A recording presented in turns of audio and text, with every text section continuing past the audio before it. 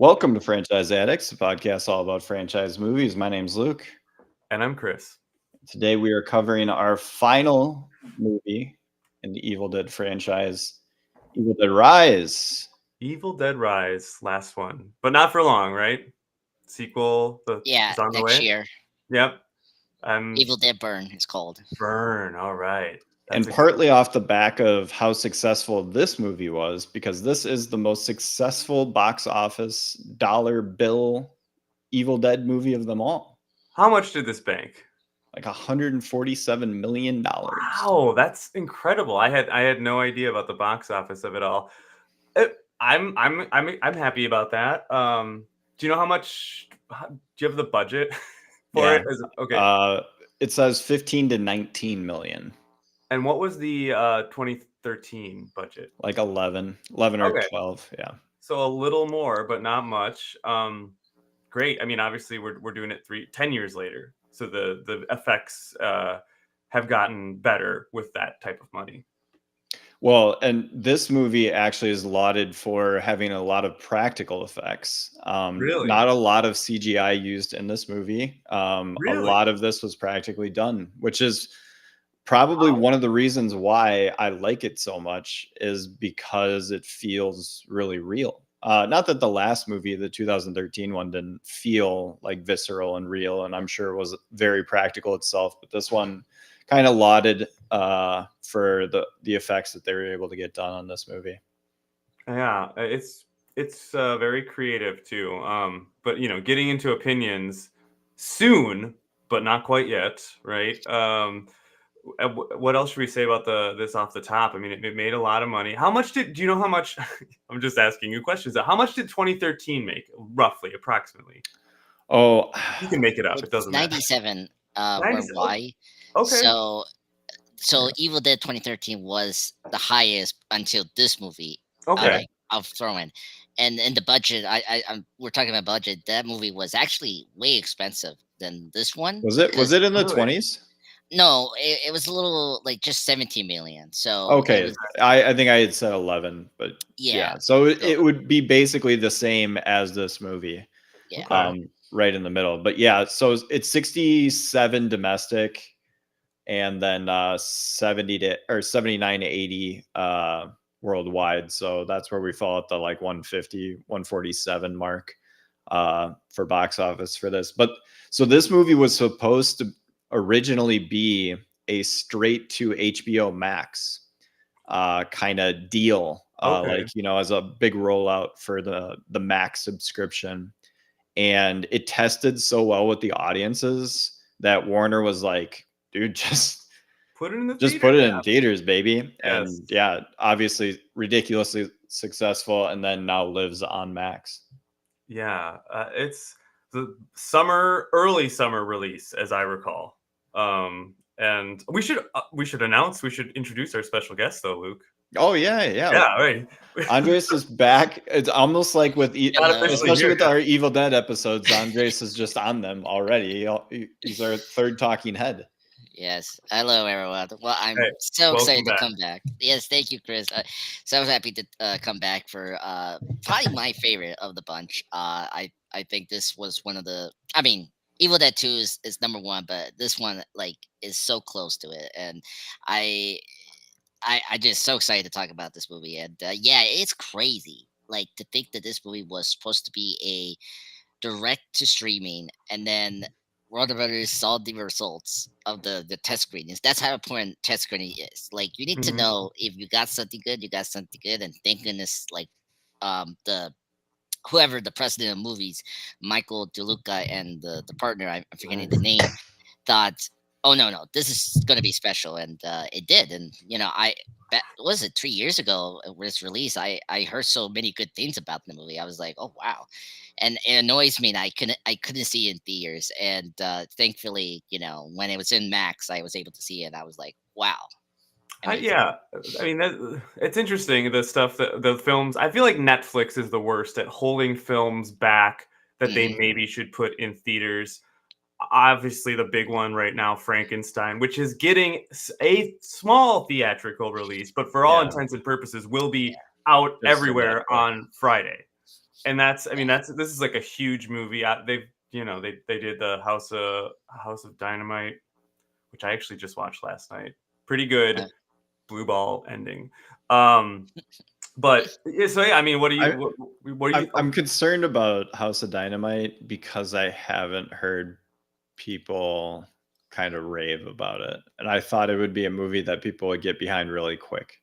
It would if some things didn't happen at the end. That's all I have to say. Like it starts very solid. Our girl Rebecca Ferguson shows up. She comes to work. Love her. They have and for the big three, like American the people that are playing people in the American government: Rebecca Ferguson, Idris Elba, and the guy that is Lane from Mad Men. Jar Harris. You're talking. Yes, Jared Harris. Jared Harris. Sorry. So they've all these people that are like kind of pulling off an American accent, kind of not, play these very important people in the American government. So interesting move. It certainly is entertaining, but just it's the ending. I'll just say is very divisive, and some might say maddening. But if you see it, but I was thoroughly entertained through the process, even if at the end I was not happy. Hey, sounds like a Catherine Bigelow movie. But Luke, can I tell you something? Yeah. Speaking of speaking of being let down as time goes on, that's a segue into me just talking about how I'm feeling lately. It's kind of weird. I have been working hard, right? I'm working hard all the time. You know me. I'm a hard worker. One thing about me is I'm working hard. I'm working into the nighttime. Working through the daytime too. Burning the candle at both ends is like kind of my vibe. Yeah. And I've been crashing lately, right? Whether it's just a long day of work, I am crashing, and it's a whole not a lot of fun at all. Also, at the gym, I was just at the gym the other day, totally bonked my workout. I'm so sad about this. Bonked it. God. I bonked it. Wow. You bonked a workout? No. Well, I hadn't either until the other day, and I was humiliated about my bonking of it. I bonked the workout in front of everybody. I dropped the weights. I let out a cry that was high octave.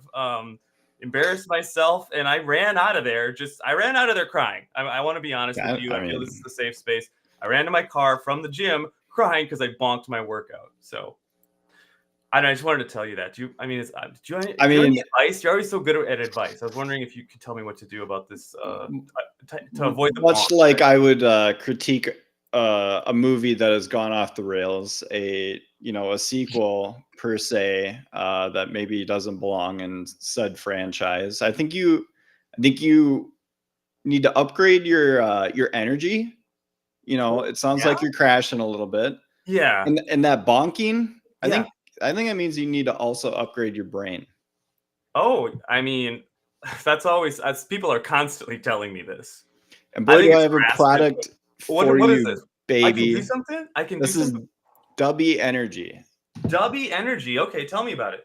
So this isn't your average caffeine and sugar rush. Each scoop of Dubby delivers science-backed performance and focus from the inside out, with over 13,000 B12 for deep cellular energy. Jesus, 278% of your daily vitamin C for immunity and recovery. Oh, hell yeah. I love Chris, that. What? You'll love this. There can't be more. Patented dose of neurofactor to supercharge your memory, mood, and mental clarity. Fuck, did you say neurofactor? I did. Shit, I've been reading about that. That stuff is next level. You're saying that's in Tubby too? It is. It is. Hell yeah. How do I get some?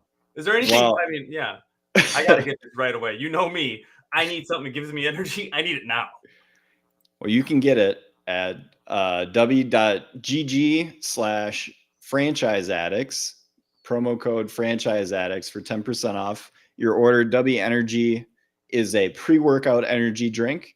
I actually took a scoop of it today before I did my workout, my noon workout, and it powered me through the day. I've been sick last week and coming into this week, first time that I felt a little bit of energy, and W helped me get through my workout. And it's, I mean, it's now the only thing I use. I can sense when we joined this call, you were so much sharper than usual. You're so much you had so much energy. I mean, I looked like this guy. Yeah, I mean, look at this guy. Whoa, that guy is ready to take over the world right there. I mean, I could only. I mean, that's like the Nirvana logo. You know, after a couple of it's like the Blink 182 logo. Absolutely. So, does it come in different flavors, or I mean, what do we got here? Just check out the website. They've got a bunch of flavors. I believe there is a brand new flavor. I forget specifically what the flavor is, but all of their stuff is cross promoted with different like manga cartoons and stuff like that. Cartoons? The Japanese manga cartoon. Oh, manga. That's good. We should make sure that we're an anime out to our audience. Like, manga, not and anime and all that sort of stuff. And Chainsaw Man is the big movie on the street. I've heard of the anime world. Yep. And so they are promoting Chainsaw Man with their new flavor. Hell yeah. All right. Well, and we're back into movies. Look at us. All right. Well, thank you. I'm going to get on that right now. Get on that. So this movie used a bunch of practical effects. The bathroom was like on hydraulics, so that's what was actually shaking it. That's not just camera work, that's practical effect. They used about 1,700 gallons of fake blood. Amazing. Yeah. And they found this apartment complex in Auckland, New Zealand. And that's where they shot a lot of the exterior and all that kind of like rundown looking shit. It was not LA after all. Yeah. They Lord of the Rings did. Okay, very cool. You can one more fun fact, Chris. Yeah. One more fun fact. You can hear Bruce Campbell's voice in this movie. Is he on the the vinyl? He is on the vinyl. Is he on Evil Dead Live? Okay. That's cool. I love that for him. He said in a commentary that he likes to think it's Ash in another realm somewhere speaking through the Book of the Dead. And then the cashier at Dunkin' Donuts was like, I just asked you to pay for your coffee. He's like, well, I've got to talk to somebody. They're like, I don't know. Bruce Campbell, Evil Dead was so long ago. Do something else with your life. I'm just kidding. So, go on. Andres, what's your history with this movie? When's the first time you saw it? How did it feel? Oh, wow. It was actually, it was like 2 years ago. So not to be moderate, after my dad passed away, it was that year where I was just kind of like, I joined the MCU Bleeding Edge. I started to watch more movies and do some reviews, and I got Jeff shared HBO with me, and so when I think that was my first thing I did was to watch Evil Dead Rise, because I mentioned before in the Evil Dead 2, my dad and I experienced this franchise together. In Evil Dead 2 was the last thing with me with him, and so I cherish that memory, and so I always thought maybe one day me and him will probably see the next Evil Dead, because I heard about this movie. It was in production, and I think it was before it became a theatrical release. It was still the streaming thing, and so I saw the movie. I saw the Max, and I was like blown away. I was like, wow. I totally see why it's like so popular, so good, made that some money, because it just combines a lot of the things you love about Evil Dead, and they kept what you like about it.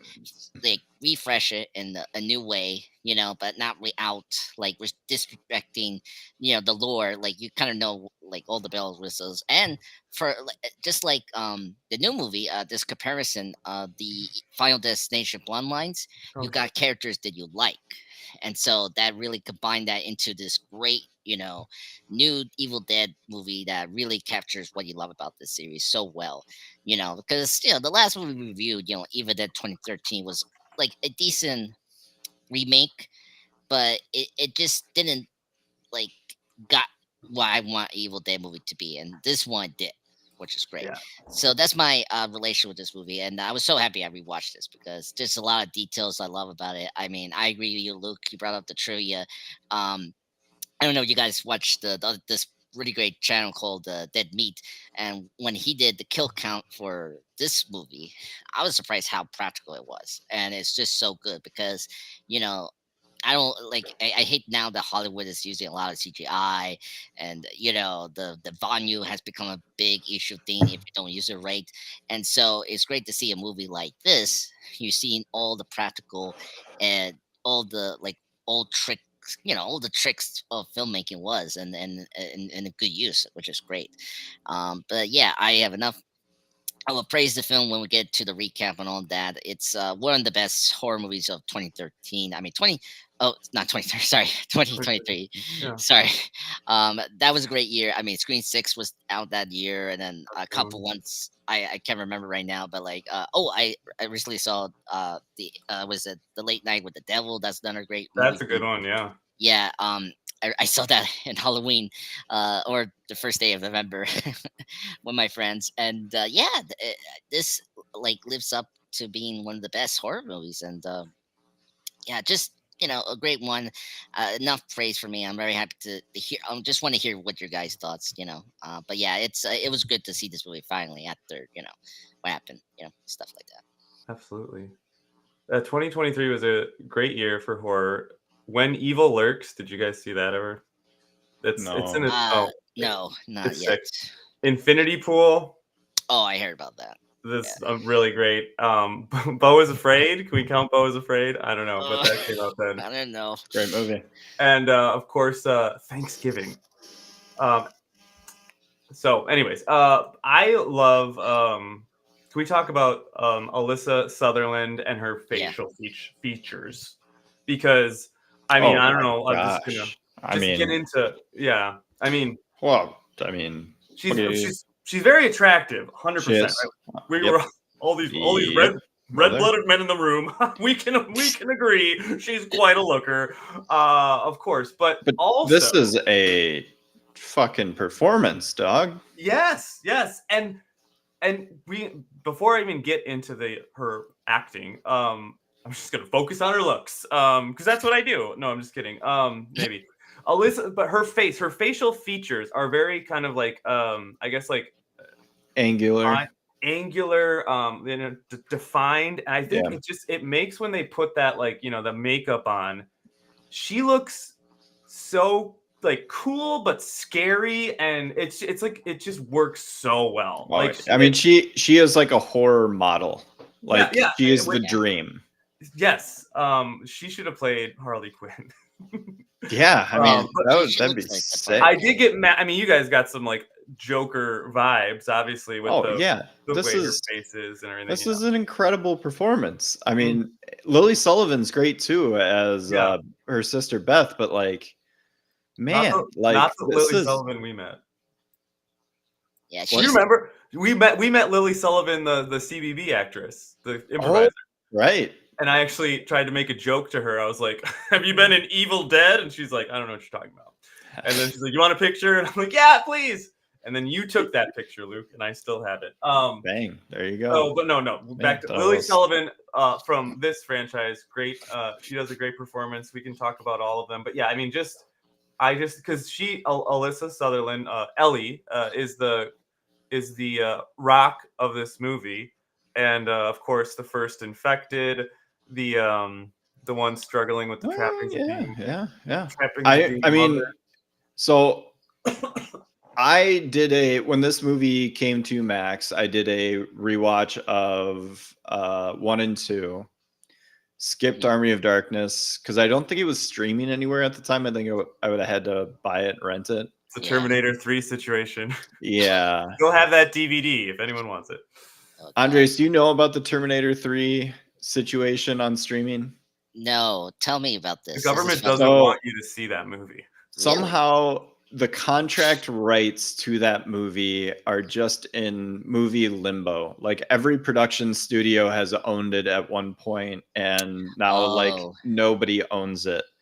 And so whoever does happen to own it is very like minuscule and small. And so it's on no streaming services. So the only way to watch it is you have to have a DVD copy of it, or have had somebody like our friend Paul who record it to their DVR at some point. It was on his TiVo from like 20 years ago. Yeah. Oh my god. Yeah, so I bought the DVD, and you can't. So yeah, Terminator 3: Rise of the Machines. Oh man, you can't. That's another Rise movie. Holy shit! But this one you cannot find, and that's okay because it's not very good. No, it's not.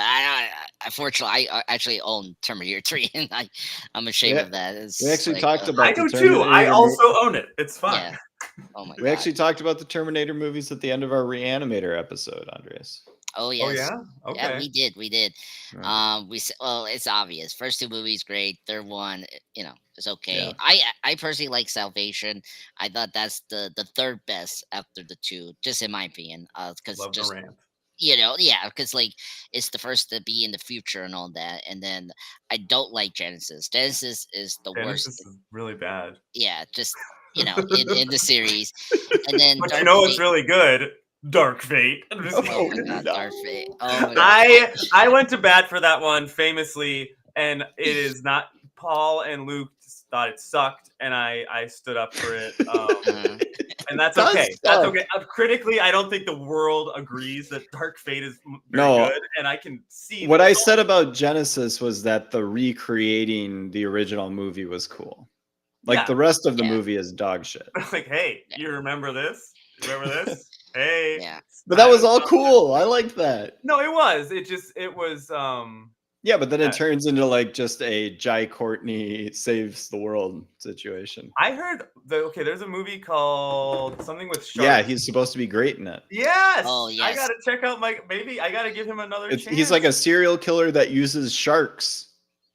Yeah, one of my friends told me it's really good. He gives a great performance as a villain. Dangerous Animals.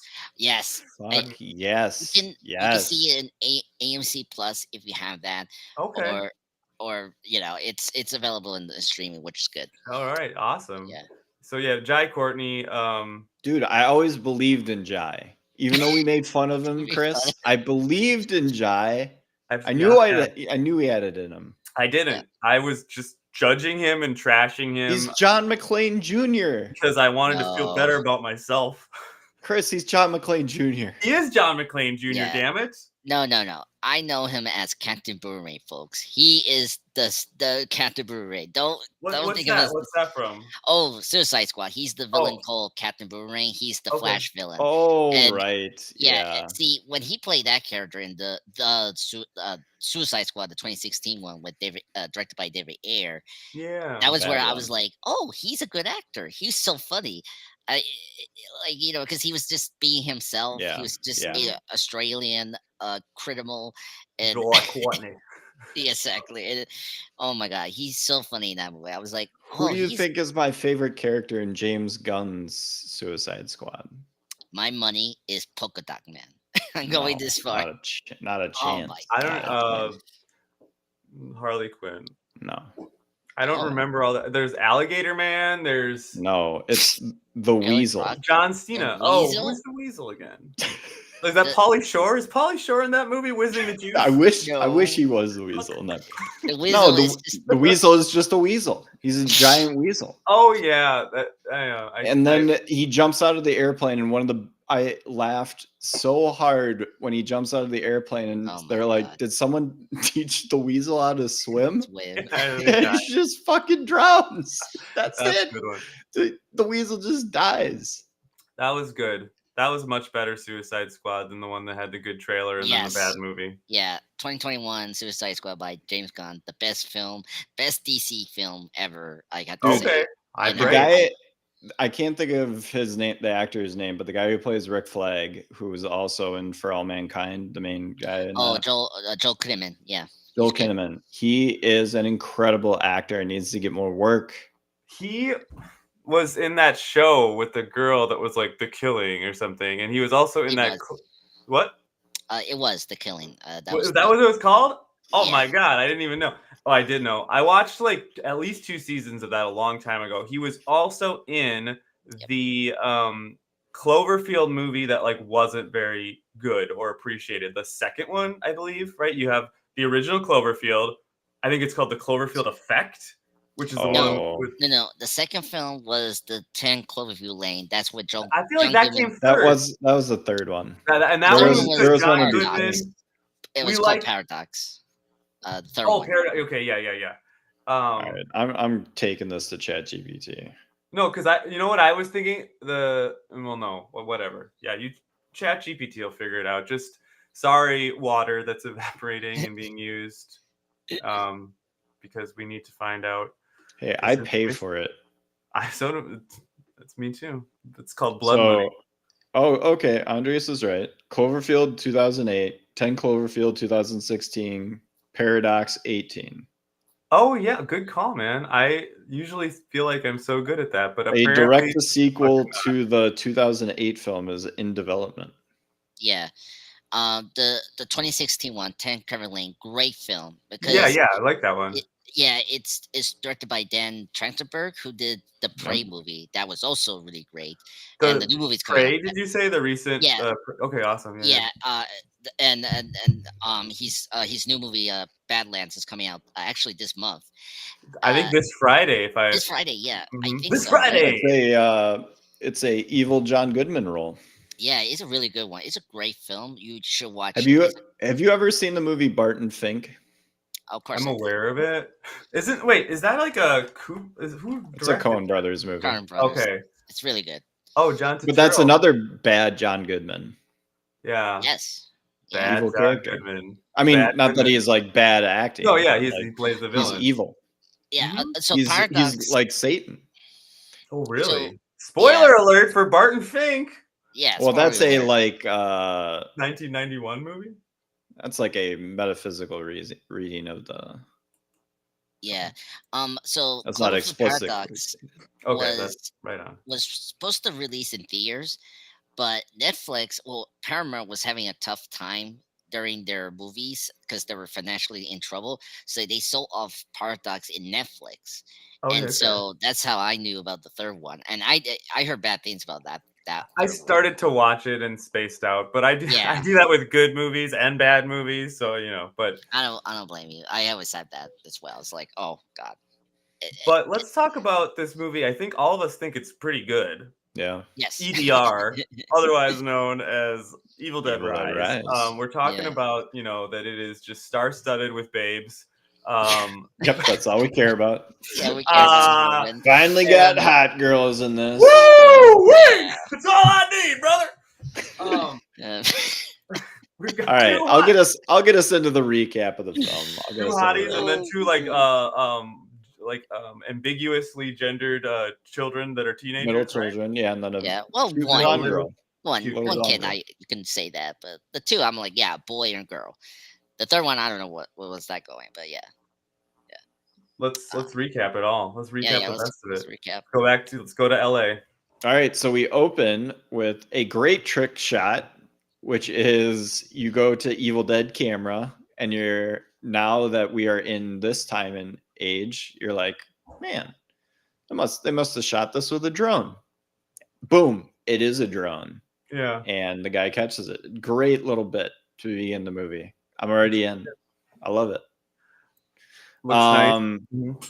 Young woman named Teresa is checking on her friend Jessica, who seems sick. Jessica sits up and she's Evil Dead possessed. She scalps Teresa and then murders her boyfriend with a drone blade before emerging from the lake and revealing the title Evil Dead Rise. Oh, love the dramatic choir. That's what was used in the 2013 as well. That didn't happen in the originals, right? No. I love it. It's great though. Fucking awesome. Amazing opening shot. She literally rises up over the fucking lake and there we go. We are off to the races.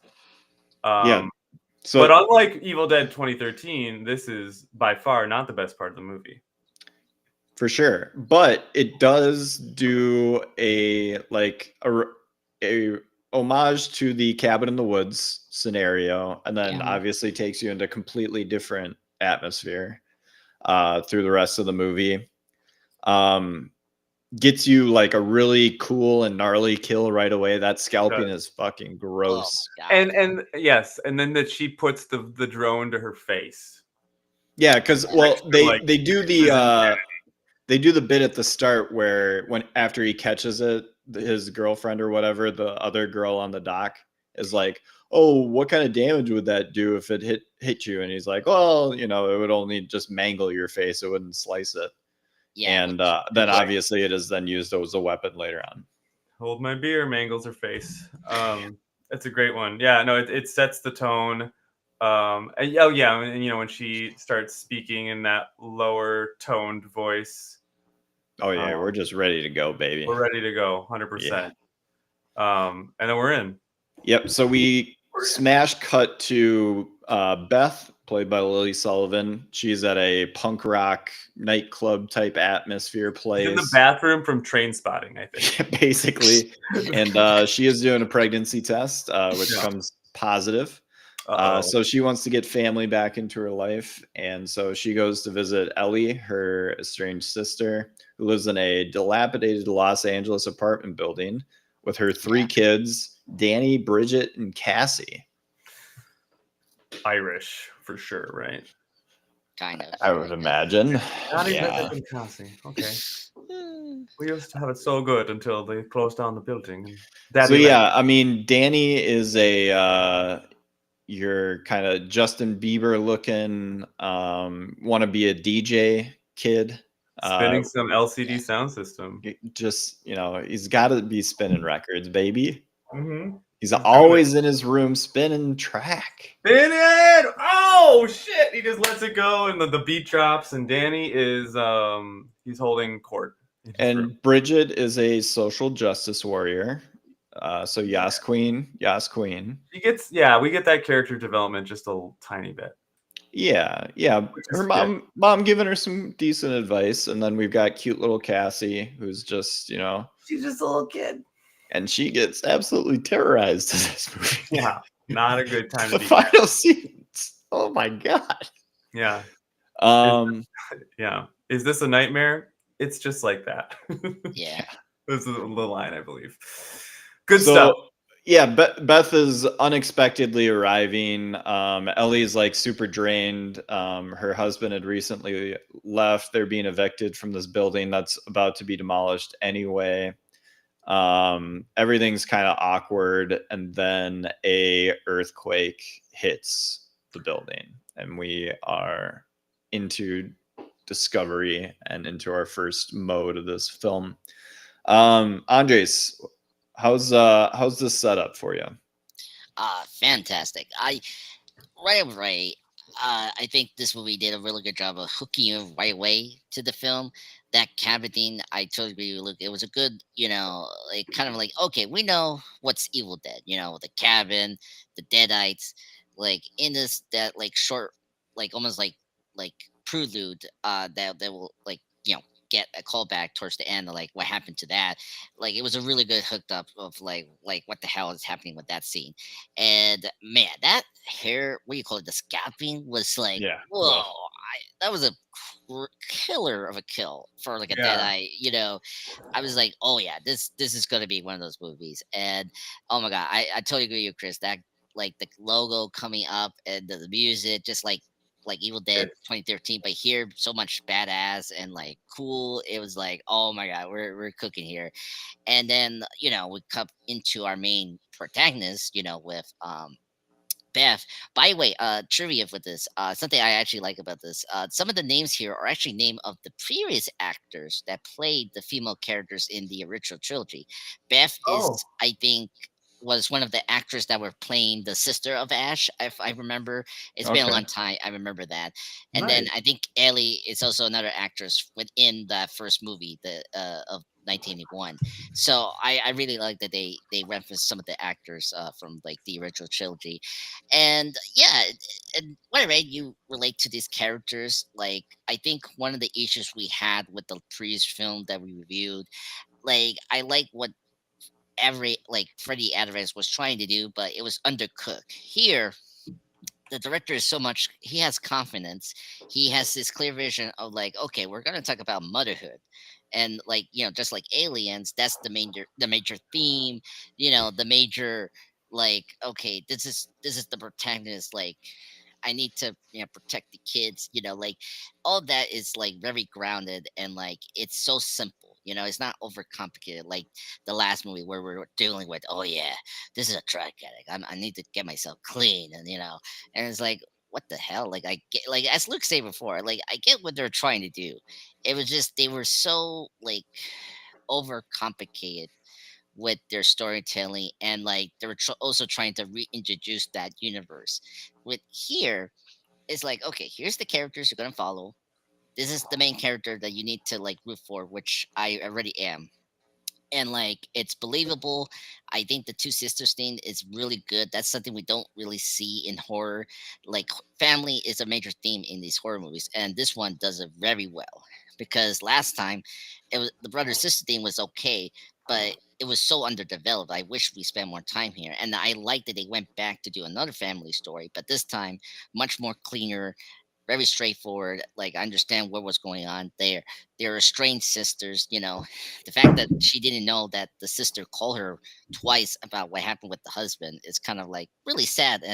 But like, I understand where she was coming. Like, she's trying to move up in the world, like, which we all want to do. Like, I understand that. And I think this opening is just really good character development, and just wrapping up towards the earthquake. I like too about this movie. It doesn't overcomplicate the lore of the Evil Dead. That was something I didn't like about the last movie we reviewed, 2013. It's like, oh, they, because like they were doing so much of that lore. I was like, oh, that it's cool, but if you do that, that's like, it's gonna overwhelm me, and like I'm gonna miss certain parts. With this movie, I know, like, it was clear, like, I understand what the book is. It possessed people, they have their sense of humor, all that. Nothing like crazy about the lore. It's like, it was very like, what Evil Dead is, and thank goodness they didn't do anything like added like new additions. The only addition was like cool kills, or like cool, like, what the Deadites can do as like an entity, and that's it. And I appreciate the like more clean, straightforward storytelling from this beginning, which is great. Yeah, that's I had to say about this beginning. It just hooked me right away, and oh my god, that's the scalp thing is gonna be one of those things. I'm like, oh my god, and and oh my god, that boyfriend was so stupid, like so annoying. Thank goodness he died. I was like, yeah, thank goodness that I killed him. Yeah, he was such a douchey. Oh yeah, yeah, and that girl.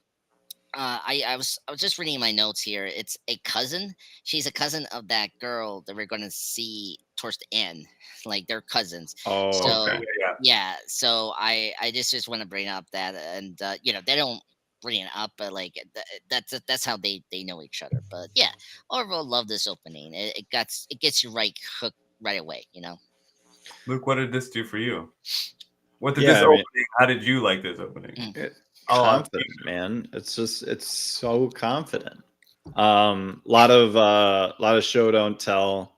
A lot of Yeah. like you said, very broad strokes with characters that you're just filling in with your mind then, if you want to add any more detail. But it's just like, yeah, this mom is, super stressed out and lives in a shitty apartment. Like, I feel that. And you just do these kind of broad, like, it's kind of they did it pretty easy with like the kids. They're like, yeah, we got some teenage kids, just give them some generic kind of thing. It doesn't have to really matter at all, because all they have to really do is just react to what our great female leads in this movie are doing the entire time. So don't overcomplicate it. And it gets right into the action, like, right away. Like, this is 15 minutes of stuff and you're rip roaring. Yeah, I just to stamp some points already made. The fact that the earthquake is infused as like something to shake everything and cause crazy shit to happen, so you don't have to like just be like, I don't know, it just happens because it's a crazy cabin. We can't do that anymore. Love that. Yeah. Yeah, like you said, just kind of just a much better job, right? Setting this story up much more natural. And the story, I mean, and you could say, well, the drug addiction, that's kind of a common story. I don't know, they just Yeah. didn't land it as well. I mean, I think we probably talked about that why before. But you've got pregnancy, as Andres, you mentioned via Alien, is like the original body horror, right? We'll just put it in a dude. But pregnancy, the changing of the body, the trappings Yeah. of being a mother, the hell or horrible situation, the bleak, dark situation that Ellie finds herself in as her husband had left, and there's no family, and she's just alone with these 3 kids. Clearly, not making enough money, living in this bad area. I mean, gosh, it's giving Yeah. Florida Project, right? Yeah. And then the shit happens, but it does set a really nice base up that we can like look back at and draw some conclusions as far as reading into the text a little bit. So fucking yeah. So the earthquake causes a break down in the kind of parking garage area of their apartment high rise. And so they go down to investigate, and Danny crawls down in there. He sees that there's like some safe or whatever, and grabs out the Book of the Dead and some vinyl records that have demonic markings on them and stuff like that. Because obviously, I mean, he's got to spin that shit. Yeah, it's a metal album, obviously, right? Like it's some Danish shit right there. Like it's cool, black metal. And so this comes. So when I first saw this movie, I think this was the best tweet I ever had for my personal account that no longer exists because I got banned because I was trolling some dude on a podcast. And we don't need to get into all that. It was an accident. What happened? A misunderstanding. It was. Yeah. I didn't hear my side of the story. It was a different time. No, I'm just kidding. I'm totally kidding about everything. I mean, not on Elon's Twitter. I mean, come on. All I basically said was go kill yourself. But like, what are you gonna do? Unalive yourself. Unalive. So I posted like, it was something along the lines of like, I can't believe like the premise of like Evil Dead coming into a world is that this wannabe DJ kid just like cannot stop himself from having to like find this beat in there, baby. It's symbolic of like all like white guys entering their 40s, right? They're just vinyl. Oh, I need vinyl. Go to Target, get some more vinyl. That's the jam, right? But like the kid's just like people older than me, Luke. But what if that sound that we've all been looking for is right here, baby? Right here. Yeah. You know, when you listen to the demonic chat or the demonic chant, you can really hear the difference when you listen to it on vinyl as opposed to some Spotify bullshit. Yeah. It's fuller. Yeah, it kind of sounded like some Mudvayne albums. Yeah. It was, I mean, I would definitely sign that band, you know? Yeah. I put them on the label. Jack White is there in like Nashville, like going down, press you up my studio. That's my Jack. So White. Yeah, obviously Danny spins that record and finds the speed that it needs to be at, and the Book of the Dead gets read out loud. Never good, especially because he literally takes off one track and switches it. Goes and grabs this too. I feel like this is a good thing that I'm doing. Yeah, and we get the Evil Dead spirit being released into the world. And Ellie is in the elevator and gets overtaken. Does a man always unleash the Necronomicon demon? Yeah. Yes. It's funny. This is like, well, no, this time is different. This is a priest that does it, which is crazy. Oh, sure, but like the Danny is playing it, right? And we've got what's his face, the Glasses brother. He does it in 13. Yeah. And I'm thinking that Bruce Campbell does it. I think it's always a dude. I don't know. Maybe that means nothing. Yeah. The first two is the professor. The third one you don't really get. I think. It's a little. But if it is said, it's definitely said by a dude because most everyone in that movie is dudes. Oh, actually, Ash does it in our meet. See, the wizard told Ash to say this so that the spirits don't activate. But because Ash says all the words in that. Yeah, but then he forgets the last line, and he's like something, and then the evil is. It's so funny in Over Darkness. And then there was a big conversation about what that was. Oh, really? But anyways, that was from a different episode. Some N word. Okay. Well, and then Bruce Campbell then it was a different time. Winks into the camera. They said it on SNL. Oh, Bruce, you're canceled. That's why you're out of here. So, but anyways, back to Then 2013 is the kid, Eric, or what his name is, say the words, and then this one is a priest, with this like society or whatever.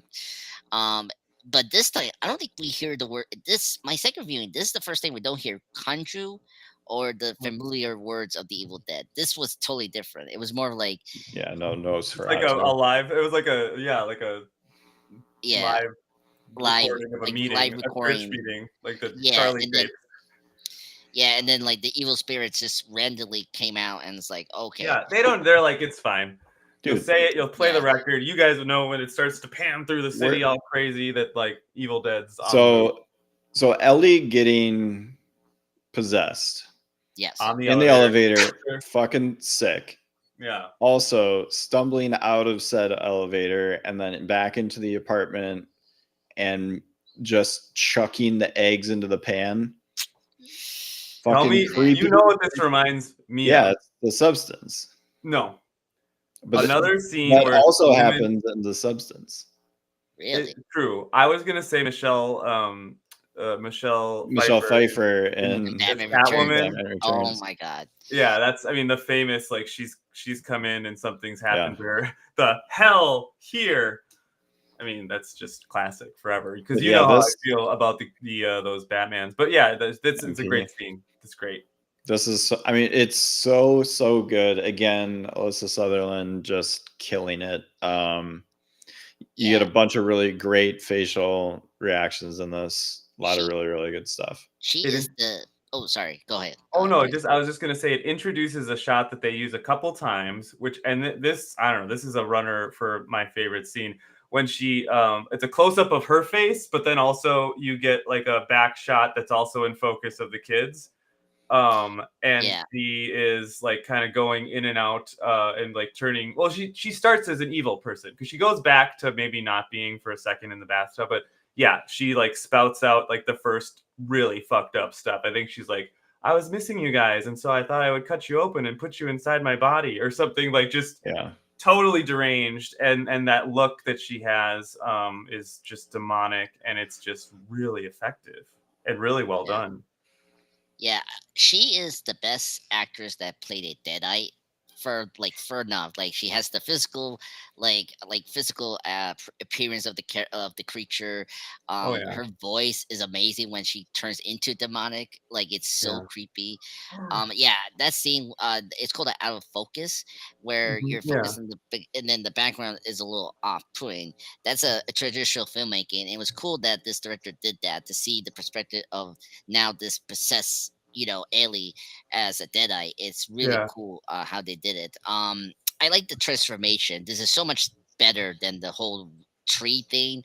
I like the you see that you could see the spirits are like trying to control her with the hits and the blows she has with like this like invisible like force, which makes a lot of sense. That's how these spirits are, and I like how they did it here. And man, like the elevator thing was like so cool, invented, very appropriate. I didn't feel like it was appropriate horror. Like you feel uncomfortable with her character because you're experiencing this evening, but at the same time, you're not like it's not crossing the line like 2013 or the original. Yeah, there's a sense of, I don't want to say fun, but maybe I'll say fun. I think for.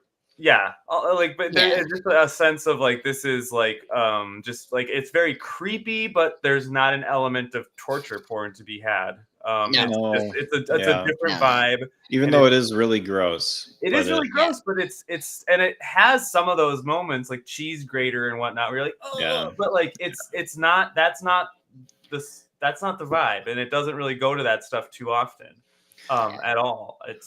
So the bathroom, the stuff in the bathroom where they're like she's burning up after she like pukes or whatever, and they get her in there to try to cool her down, and then she starts attacking people out of that and is like crawling out of the bathtub at them. Like that's all so super good. creepy. Oh my God. The way her bones like creak or break when she comes out of the tub. Yeah, she like arches her back like a cat, like it all. It's really like well done, but really fucking creepy. And yeah, I mean, I could see being absolutely terrified by this and having nightmares. So she gets it happened to me, I swear. No, just kidding. She goes nappy poo, and they get the neighbors involved and get her in bed, and then she reanimates from there and starts attacking Bridget. And just goes nuts, and they get her into the hallway, and then she just goes carnage mode. Yeah, she murders Bridget, right? She gets like the thing, like or is she killed at this point? No, Bridget is infected.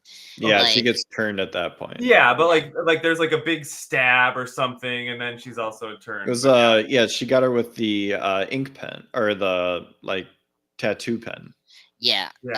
In the cheek, and I think that's how she infect. Oh, and then also she kissed her, which she was able to infect her with the spirit. The kills was she killed the guy who was supposed to like break the what do you call it, the exit door with the hammer. Yeah, he was like hammering with a crowbar. He was like the kind of buff dude in the tank top that wanted to pray with people. Yeah, exactly. He was the first victim. He gets his eye. His eye is ripped out and goes down someone else's mouth, or someone else swallows it. Yeah. One of the best callbacks for the Evil Dead 2. I was like, yes, that was so. And the guy dies by choking the eyeball. Was like, yes. I was like, good. They're hitting the notes. They know where their meat is made. Pitch exactly. Perfect. Yeah, and then and also they are not afraid to kill kids. That's another thing that I like about this movie. Which I love. Yeah. Me too. I mean, we need more of this. Like, can I stand up, preach a little? Yeah. Like when the kid's arm, the second victim is the kid who is the brother of that of the guy that gets choked in the eyeball. His arm is literally like torn apart, and like he's thrown through like the wall there, and then it was so cool. And then after that is that old guy who thinks who is it? Beth is a groupie, and he has the shotgun, and he gets Mr. Fonda. Yes, Mr. Fonda. Mr. Mark Mitchinson himself. I don't know if he's worked anywhere else. But that like you call it the one shot scene where like you don't get cut back and forth, just the eye door thing for Beth. It's so creative, like really cool. It's really really great. I never saw that before in like a horror movie, and that's like one of the things about this movie. Is so creative. They did it in The Strangers. Oh yes, the iconic shot. Yes, I remember the Cable Guy. Mm-hmm. Cable Guy too, yeah. Cable Guy did it too. G-Man! Oh my god, the Cable Guy. That movie's incredible, guys. That movie is incredible. Let's hang out. And I love that they never had a slam dunk before. Feed me the rock, Steven. Feed me the rock. I'm on Steven's team. I can say that entire movie. That's what I did when I was in fifth grade. I just rented it. Me and a friend rented it every weekend. That movie is about you, Chris. Oh my god! I'm the Cable Guy. Well, you don't know daytime television as well as he does. No. I know. I mean, I don't want to be a dark murderer. Hey, Is he a murderer? He never murdered no, he anybody. doesn't murder.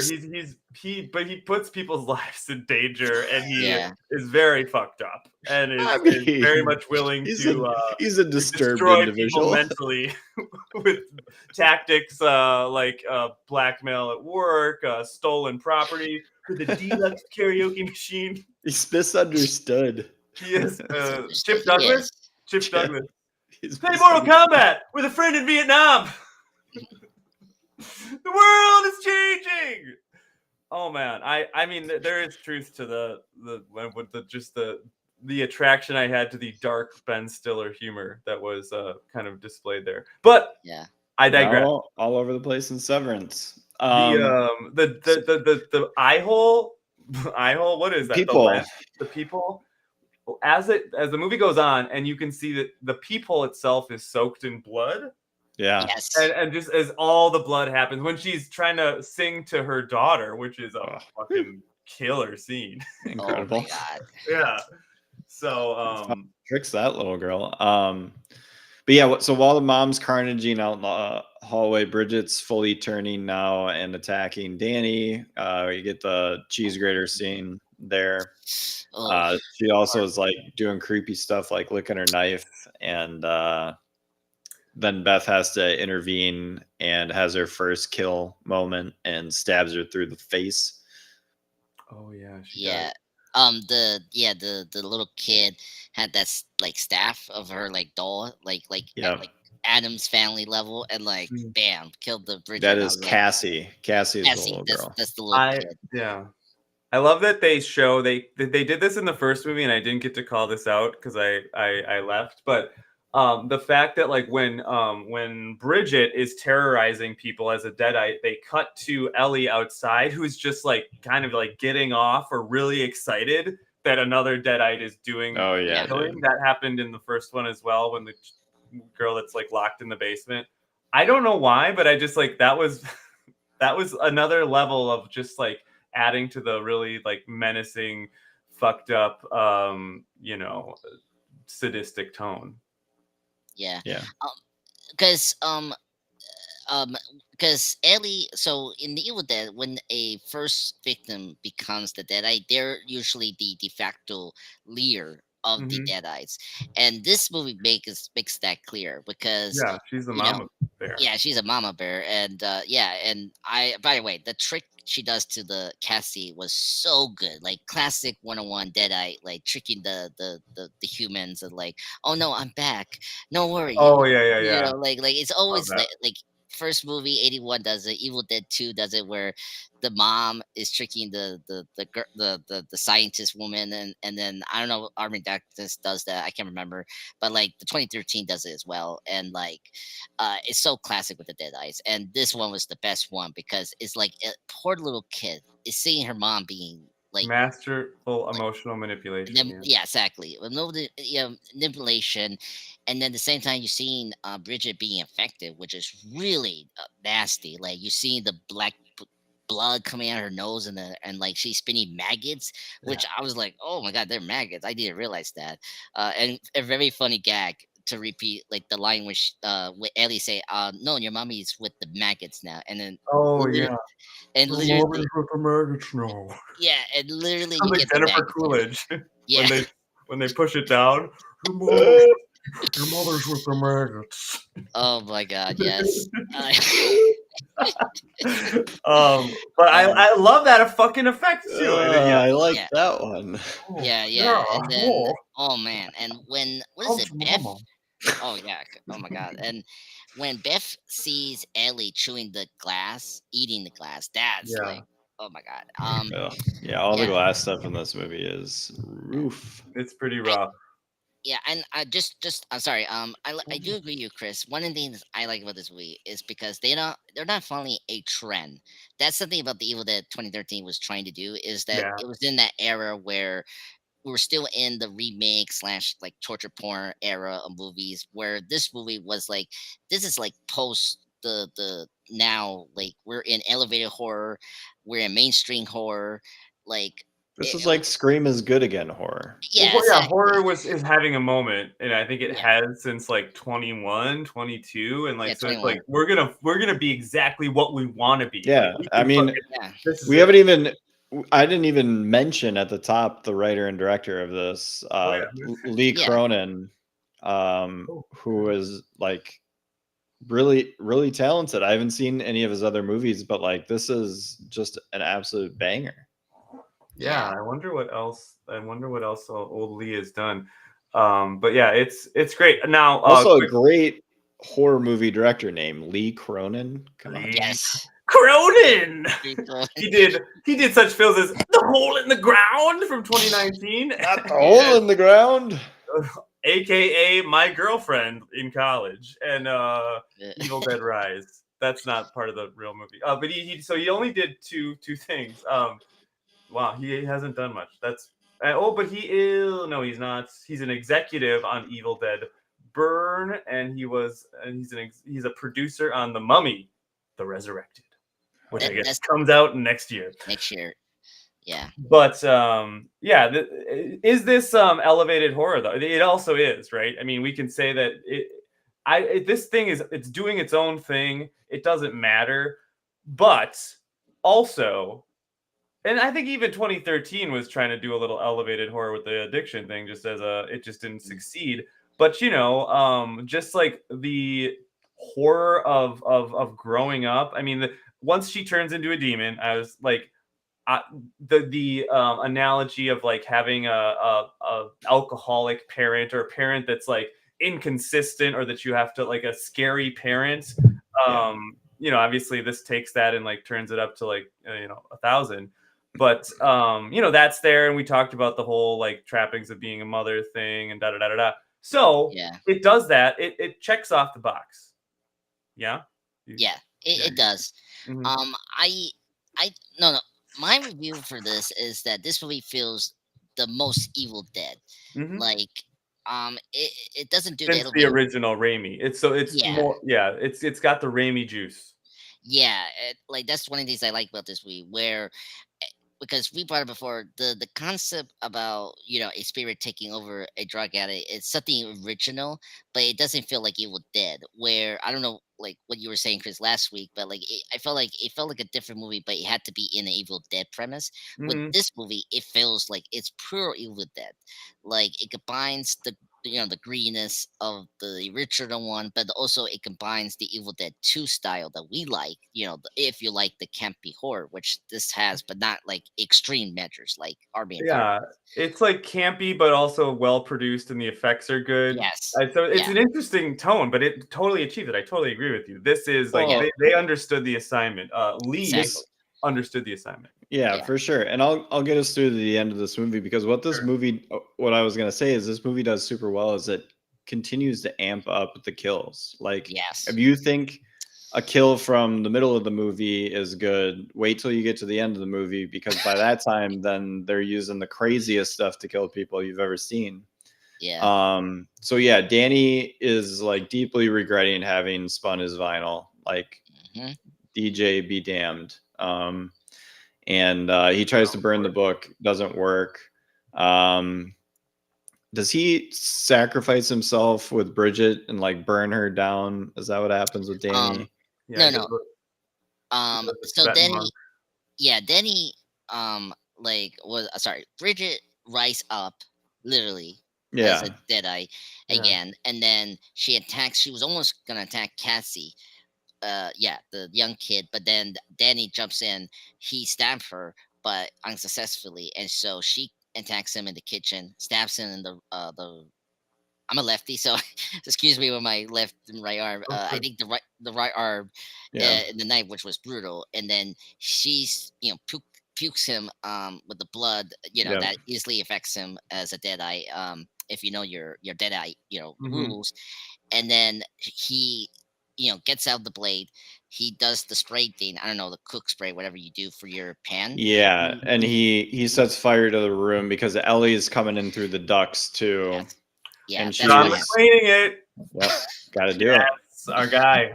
Oh my god, yeah. By the way, when she sees the vent and the cat was making that noise, I was like, Yeah. oh no. Yeah. And then it was so creepy when she was coming out from the dog. I was like, oh hell no, please. You get a little Hereditary callback when Beth is listening to the vinyl and you see Ellie like crawling on the wall in the background. Yeah, I That think was it's quite that. Yeah. Oh yeah, I mean, I think it's just another thing too. Is just it's just all shot so well. All the scenes are like both creepy and fun to watch. Like Yeah. they're effectively scary, but they're also like, oh yeah, this is like a cool, weird horror movie. But it's also having a lot of the pacing is really good. I think I think especially once that was a note I had is once that Ellie turns evil, the pacing is pretty solid. Yeah, All the way up it until the moves. Deadite human centipede. Yeah, and there's no like over exaggeration of like powers or strength or ability or anything like that. Like people Yeah. fight like they would pretty normally fight in this kind of life or death situation for the most part. Like Beth doesn't do anything super crazy. Mhm. No. And so, yeah, Beth and That's what Cassie they- are able to get down to the parking garage. They're gonna try and take a car out of there. Not a bad idea. Yeah. Is tried in every single Evil Dead movie if they would have seen those unsuccessfully. Same But car? Is it the same car? Is that like a callback to the original two? Yeah. Okay. Yeah. Sort of. Yeah. Yeah. Um, And they're met down in the parking garage. There's a call or an homage to The Shining with blood filling the elevator. yeah. It's great. That's do it. Like, Go gotta away. do it. You have Go if you off. have an elevator to do it with, you got to do it. Mhm. And so this multi-limbed creature comes down. It's Ellie Oh, and Bridget and Danny that have formed into one creature that my notes are calling the Marauder. The Marauder? yeah. The Marauder. Okay, The and Marauder. they don't really need to show how it's created, but they just isn't it like one of them starts to like rip the other person open, and then Yeah. we They see. stuck in their body. Yeah.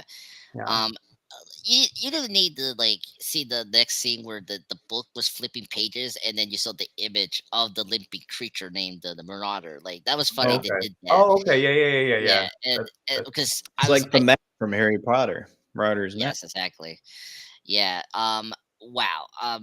This scene is my favorite of the but like a great finale. Actually, a great climax. Like you seeing like the dead eyes being very creative of how to like attack them and like seeing them form into this one creature was really cool. um yeah, I'm a huge Stanley Kubrick fan. I always dug any shiny reference, and there was a couple here in this movie where like you saw like the overshot of like here when Beth was locking the door, like that's like a shiny reference, and then the elevator thing is so good, like Oh oh yeah. the blood coming up, and the funny Yeah. gag, the funny gag where they were saying, "Oh, here's this. You cannot have this amount of pounds in this elevator because it's gonna Yeah. literally cut." And it was hilarious. The blood is the thing that will get it, like literally It's fucked up. it's great. I mean, it's a great scene making the elevator alive. Like we don't have trees, we're in this, but we'll do it with the elevator. Awesome, Yeah, great. Um, yeah.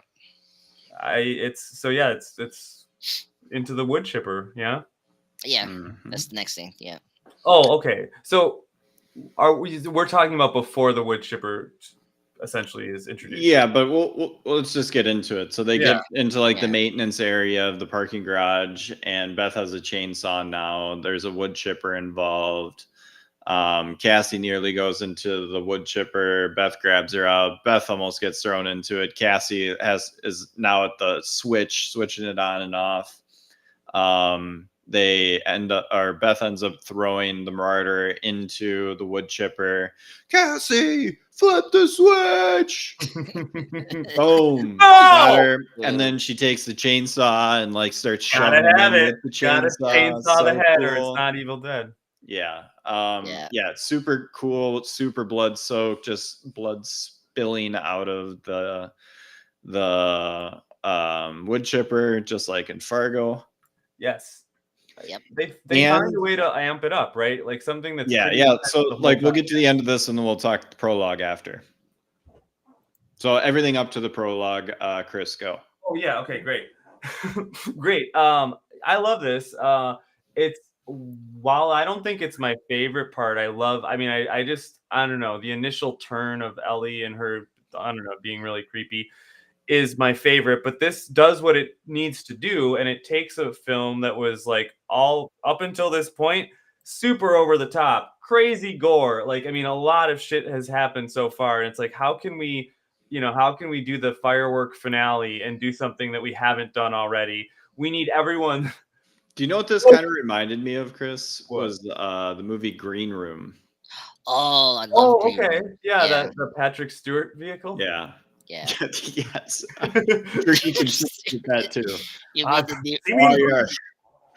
Something to improve my career. Yeah. Oh man. Number one, make it snow. Was it Did you the say first- make it snow? No, make it No. show. Make a show? Oh, I love Green Room. It's a great film. Where time where Patrick Stewart is a villain. I never see him play a Yeah, villain he's a before. skinhead, dude. Yes. Yeah, He's no. like, I've always been this way. Oh, that was Sean Connery. That was Sean Connery. We'll talk about him later. Connery's more in the back of the truck. Connery. I got to work on this stuff. But I'll just to say my piece about the end.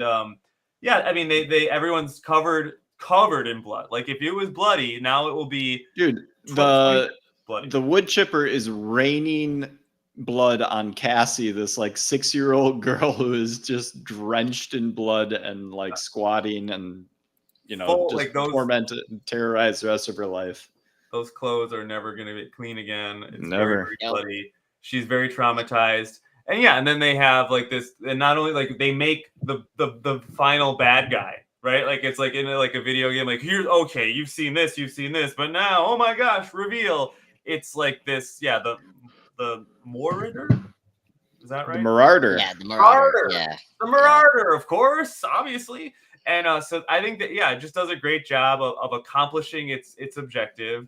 And boom, great. Of course, we get the very touching part that Beth now actually wants to be a mom. After all this that has gone on and all she has seen, she's like, you know what? I am going to be a mom, and she'll probably take custody of old fucked up Cassie at this point. So hopefully that goes. I can only imagine. That's going to be a lot of. But Chris, is this just the only and best way, or maybe not the best, but just a way that Ellie was able to prepare Beth for motherhood? Yep. By attacking her and seeing what lengths she will go to protect the people that she loves? Yep. She's like, now you've passed the test. She turns the light on, takes the makeup off, and says, all right, Beth. Like David Fincher's The Game. Yep. I'm pissed that you didn't call me back, so I wanted to fuck with you a little bit. And thank you to my whole cast and crew, the effects people. They've been great. But she finds out she's going to be a mom. But yeah, I just to kind of touch on Andres, what you were saying, just the this like fantastical horror. So because the other one is too grounded in reality, right? I mean, it eventually gets crazy in the 2013, but this one is crazy from the get-go. So it's got that Raimi spirit, right? Of like, we're gonna get nuts. Come on, let's get nuts. Let's get nuts. But it does that. It follows the same spirit. And I honestly thought that a lot of the stuff was probably CG just because of the time and everything. And I guess because it doesn't, they have to do some stuff like a layer over it because it looks at first it looks too good to be practical, but I mean, they're also in like a basement, so I'm sure they have to do a bunch of stuff to color correct and all that stuff. I mean, it's just it's great. It sticks the landing, even if the landing isn't necessarily my favorite part. It does what it should do, and then you get Jess coming out of the hotel later, or the apartment later. But yeah, it's awesome. So I that's my thought. What say you, Luke, about the ending of Evil Dead, at least up until the prologue? Yeah, I think it rips. I, I I don't have a lot to say. It's kind of it's one of those things that has to happen. Every single horror movie has to have its big culminating fight. A lot of blood, Yeah. a lot of gore, usually where all that that money gets poured into it. And I think this just utilizes it as well as you can do. Yeah. Keeps like, I don't know why they have a wood chipper down in LA. Yeah. Doesn't make any And sense. Does not actually. I didn't even think of that, but no, it's it was very convenient. But it's cool. I mean, it doesn't matter. at the end of the day, it's cool.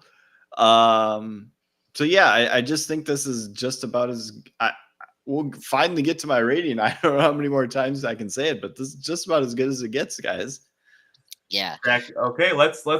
I mean, you want to get? Well, I it? want to talk about the prologue too. Okay. Yeah. My thoughts. I didn't say my thoughts on the finale. Sorry. No, I agree with you guys. It's a good finale. I mean, the thing about I like about this finale, it knows it knows as a horror film. You know, like some endings they try too hard to like wrap up something, or like it doesn't. Yeah, there's really no denouement.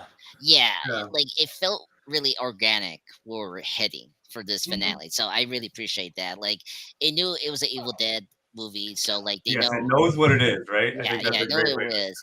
So like it doesn't matter how realistic it is. Like we don't care like how we got the wood chipper. We need a chainsaw for this finale. We cannot have Yeah. a chainsaw. Yeah, It doesn't feel like chainsaw. like no one cares about how realistic you need to be. Yeah, we are not grounded in reality at this point. Exactly. I mean, I feel like where a wood chipper, there a chainsaw. That's Yeah.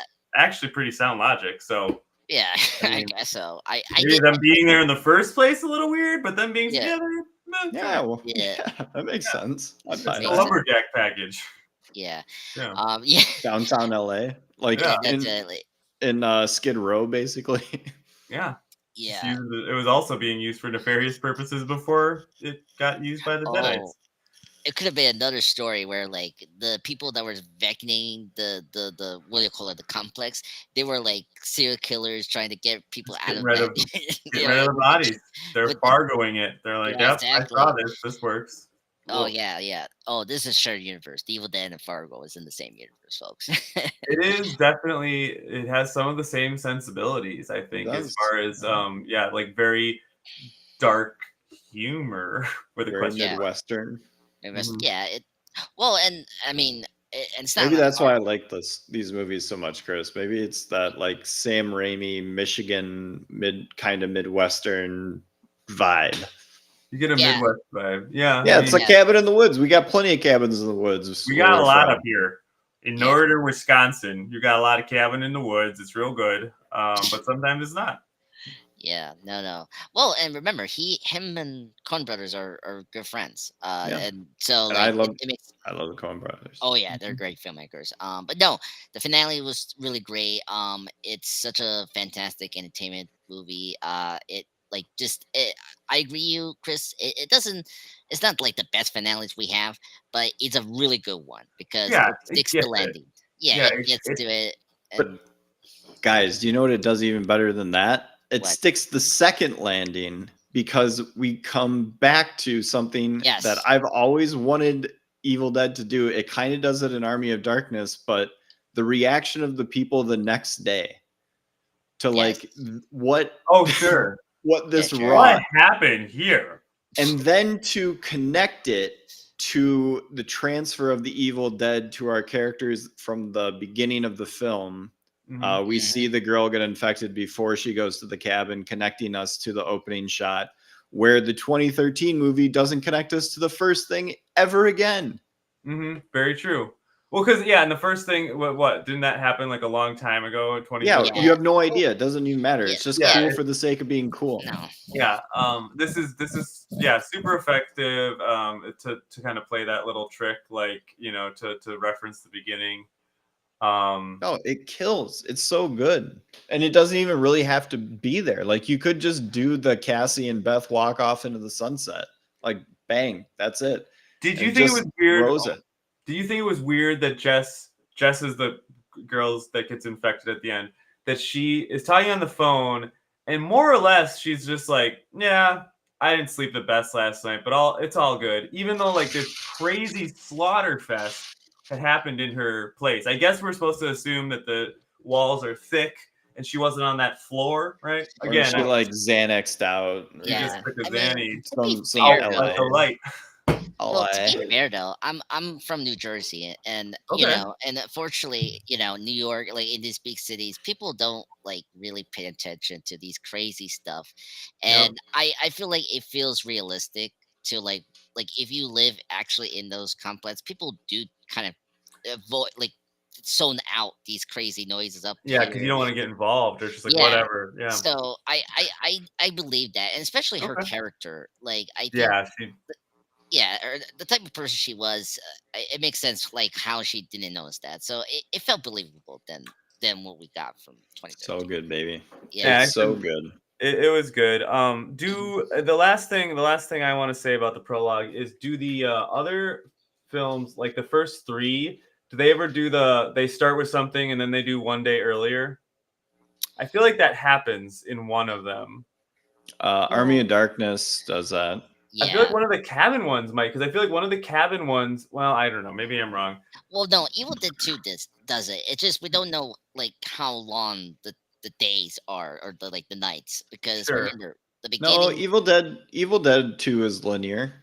They just Yeah. retell the first movie Oh, in 5 minutes. yeah, Yeah. but I was. after, Yeah. yeah. Um, that's a good point. Because Yeah, it's the second day in Evil Dead 2.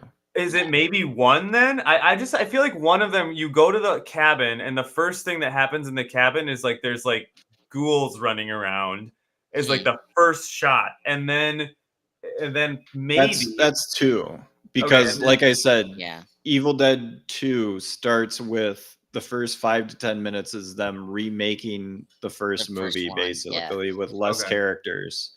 So it's just Ash and his girlfriend, and just his girlfriend turns into a deadite and he has to kill. Kill. And that's the end of night 1. Then Ash tries to escape. He gets possessed. He gets thrown into a tree or whatever. And this is day 2 now of Ash. And then he goes back into the cabin and battles out day 2. Day Mhm. 3 is Army of Darkness. So it's Yeah. like 3 days in Ash's life. Yeah. Wow. Oh my god. The three Oh, most you mean important days of his life. yeah, For Campbell too. I think 28 Days Later kind of does this as well. Like, Yeah, that's yeah, probably it because I watched those recently. I just was yeah, like, some kind of fucked up movie. Okay, well, yeah. so cool. My question is answered. I don't think that they don't do it in the other ones. No. This is awesome though. Any thoughts on the prologue, Andres? Yeah. So I think it's funny looking back at the movie's endings. I appreciate this way because they actually did a payoff, and like they did a setup and then a payoff. There's a Mhm. rare thing with the Evil Dead, because that's something we had to bring up, is the continuity. Like they don't even connect. Like it's just how many bad rights issues that this film series have, and so it was so refreshing when I saw this the first time. They actually connect something from the beginning and actually pay off, because Chris, you and Luke, brought up before, the Evil Dead 2013 remake had this like good opening, but then they didn't call that back, and I was like, Doesn't what go the anywhere. hell? Yeah, it didn't go anywhere. And so I appreciate this movie actually was smart enough to like remember that, oh no, no worry, we remember what happened in the beginning, we're gonna go back to it and like answer that like lingering question that you were not like think about it the whole movie. But then when they came back, it was like, oh, I forgot about this, and it was cool that they paid it back, and I just love that. It just makes that movie, it makes this movie so like well thought out Yeah. with its storytelling in such a good way. It's not like pretentious. It's like they know like this. We're gonna call it back. It's just no worries. Just enjoy this more important story, and Yeah. I appreciate that. So I really like what they did with the prologue. It just satisfied my enjoyment of the film, and it's a great, well-made movie. I mean, you don't notice the blood like when you see the CGI is usually the blood spouts, which it was so not like noticeable. It was like really realistically. So because they didn't have too much of a budget, but they were good at using the budget in areas, which is good. It just shows how good this movie was, well made, and I appreciate that, because sometimes the filmmakers always use the CGI in such cheap ways, which is annoying in horror films. Like I get you cannot do the blood splatter because maybe the actors don't want to do it. But yeah, this one was just like it was so much fun. It was like it felt like it was in the like back in the day, like the 80s and 90s filmmaking, which was cool. Um, yeah, I really like this film. I love it. That prologue just like satisfied me in saying that this is the best Evil Dead movies. Since Evil Dead 2, you know. Sticks Yeah, it. it seals the deal. So Yeah. because I didn't prepare Andres correctly for our awards at the end, let's just do collective awards. So we'll pool our minds and just pick one for each. Mhm. So what do we think is the best scene from Evil Dead Rise? Oh, My vote would be for from Ellie getting possessed in the elevator through the egg cracking scene and her then stopping at her getting put in the tub. That's what I would say too. yeah, that one. I know what I will change. I will put the ending where Beth kills her sister, that final blow. Because there's that running gag in the film that she's been constantly called a groupie, and she gets so frustrated with it. And then I love that they call that back as the Oh last yeah. thing that I Only say, my like, sister gets to call me call that. me that, and I love that. And he's like, "You're, I don't know, dirty groupie slut," and then he's like, "Don't call me that." And then she kicks the head, and it's like, "Oh my god, such a perfect like moment." I just love that, and it pays off.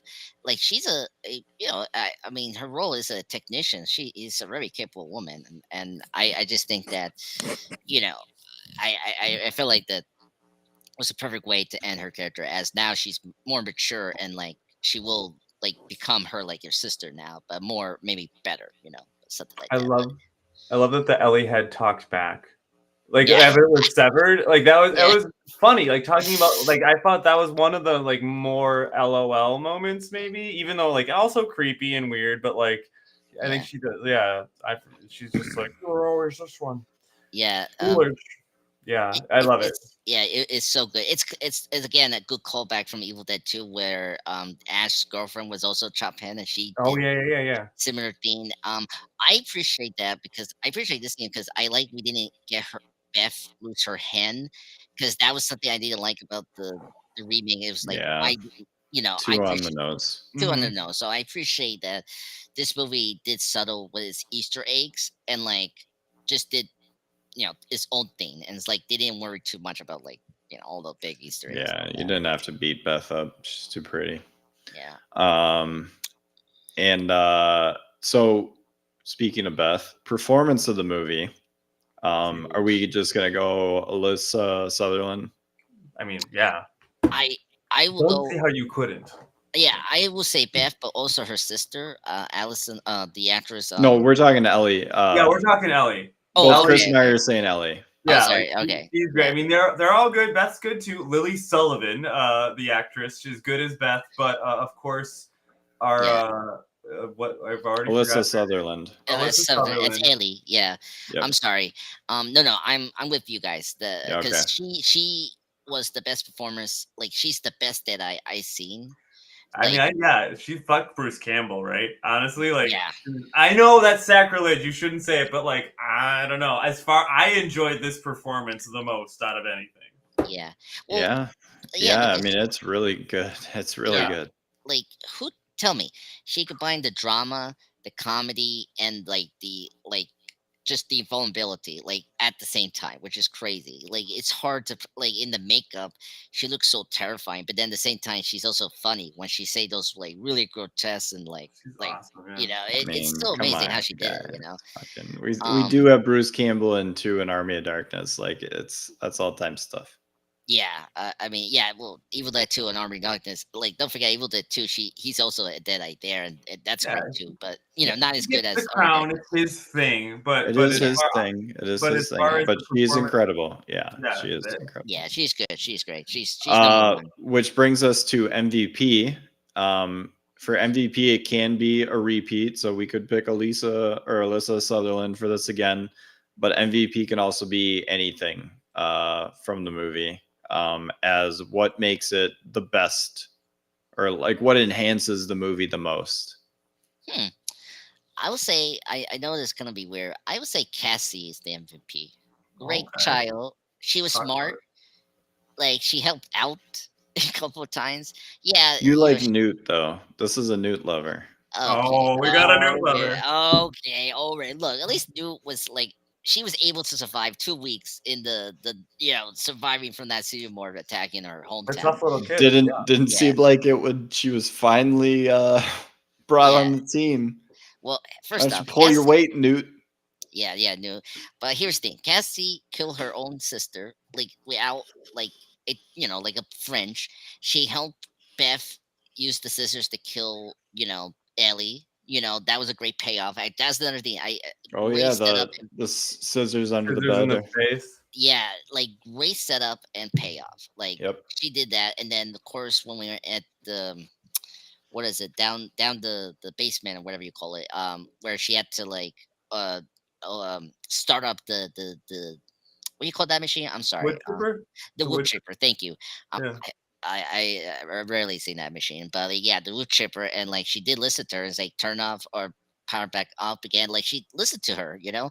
and yeah, she was not like this one annoying like child actress. She was actually a good actress. Like she knew how to perform what a child should be, and I appreciate her performance. And yeah, so I think she's the MVP of Okay. this story. Because like at least she was helpful and like she wasn't as annoying as a lot of child actors we've seen in movies. And yeah, she's better than Newt. I will say that. I will give Luke his like his hatred of Newt. I was like, yeah, she's better than Newt.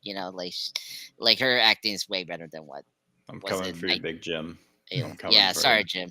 I'm not a big fan of James Cameron, but Just wait till you see Fire and Ash. oh god, I think I'm gonna You're not I getting my money, buddy. no. It'll be a lot too. It'll be very much money, and I it'll be swear, beautiful. yeah, I swear, God, it's gonna be another 3 hours. I'm like, no, I It is. cannot do. Oh my God, yeah. Guaranteed. No Let's way, it's not. lock it in. Oh my I god. think it's supposed to be even longer. Oh my god. No, I cannot do that. I Chris, cannot. who are you feeling MVP? Okay, here I gotta just say this before, but let's talk Alyssa Sutherland, and she does give a great performance. However, under a little scrutiny, she's been in like 0 movies. She was in she was in three movies that even have a hyperlink before this movie, and then nothing really after. That's more And then impressive. she's a model, so that her main job is being a model. And then she has like a small one episode. She's on Law and Order twice as like a victim or something. Part of the job of this movie is the modeling part, the wearing the makeup, like we said at the beginning of this. Yeah. So yeah, I mean, I think that to me that makes it even more impressive. Yeah, no, 100%. I thought that was interesting because you would think, because naturally I was like, where can I see more of her? I'm gonna give my personal MVP, even if it like wouldn't win a consensus. I'm not voting for her, by the way. To Lily Sullivan, I'm going with Beth because that's crazy. Because she sells the final girl trauma thing better than a lot of other actors and characters that I've seen in a horror movie. Like it didn't get too annoying, like her, being pregnant and all that sort of stuff. It wasn't like overbearing at all. It was used as part of the theme.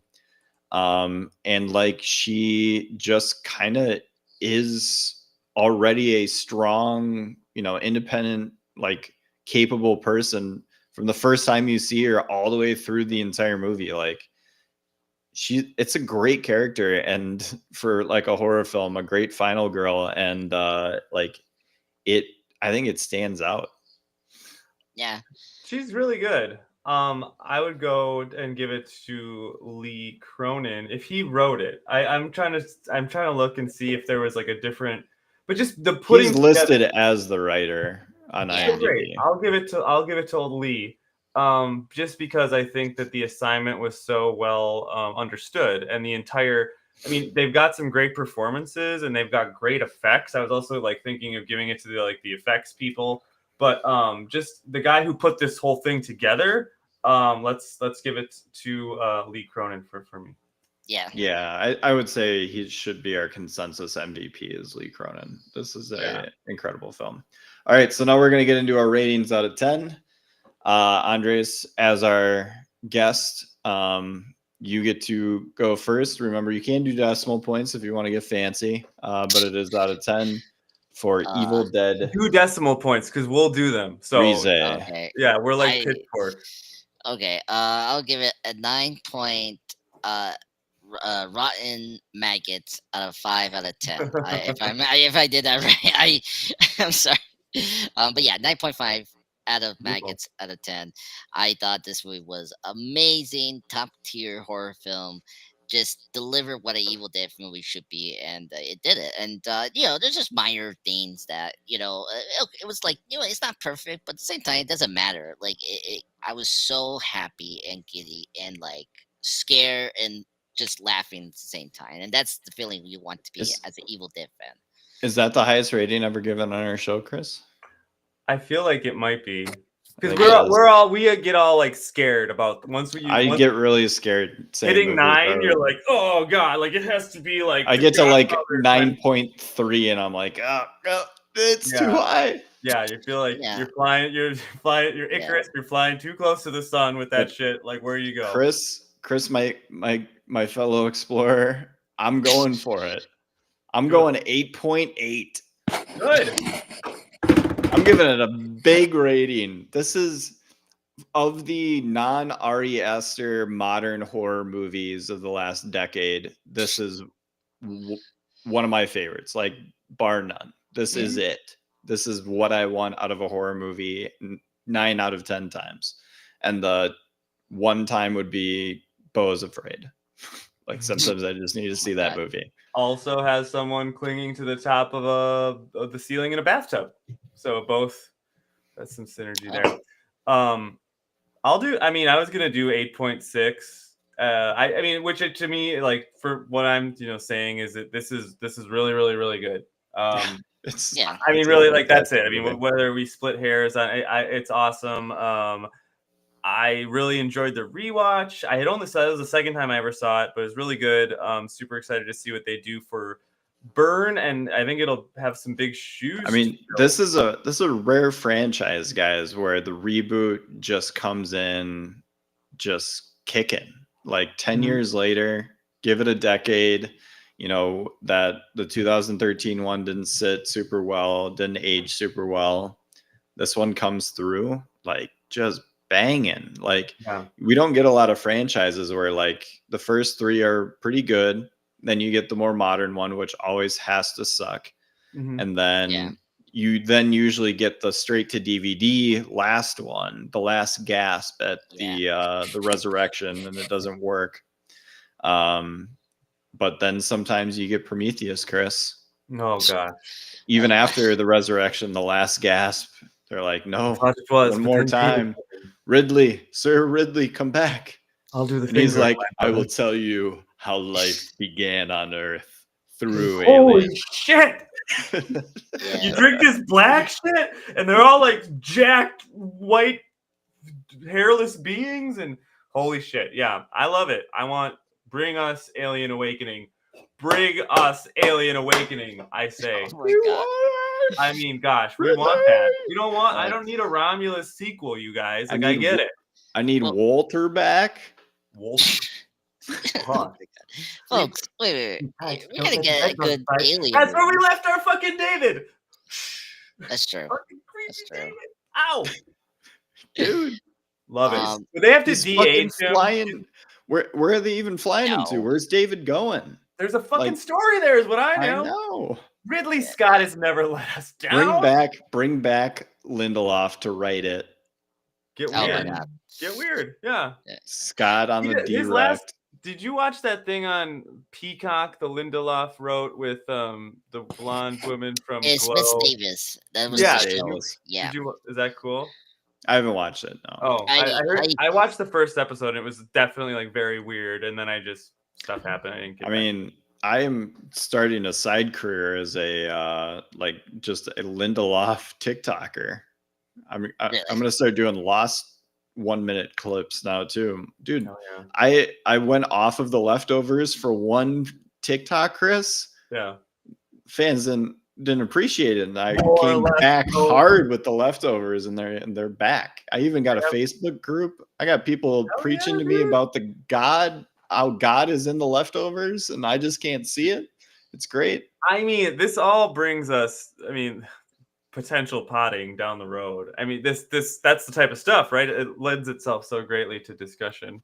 Awesome show. I still have to watch Station 11. I got like 3 episodes. Station 11 is fantastic. It's been taking me multiple years to get through 3 episodes. So All apparently, right. Well, yeah, we get to announce some exciting stuff because we've picked our next 2 franchises that we're going to cover. that's right. Because we have had a lot of people in Trumpism.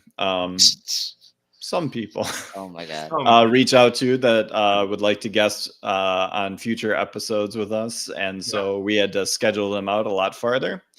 So Andres, we will be sure to have you back. I will get you our schedule. What's our next franchise? But we are going to be covering the Indiana Jones franchise.